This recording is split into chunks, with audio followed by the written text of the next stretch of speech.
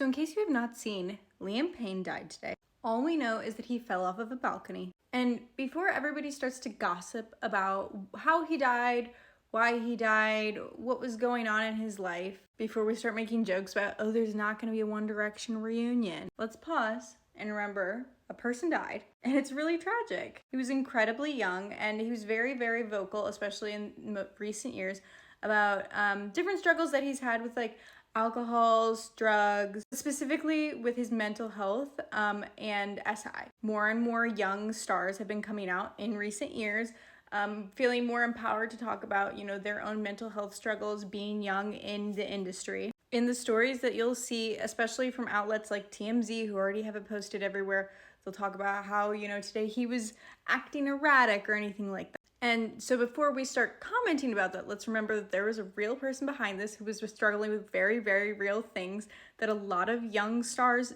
struggle with and deal with every day. And we need to take things like mental health very, very seriously. It's easy to say, oh, let's keep mental health in mind, but let's make sure that people actually have the resources, the tools, the support that they need to overcome this. It's not something to feel shameful about. It is a real problem, and we really should be taking it seriously. I think the other thing to keep in mind at a time like this is people's privacy.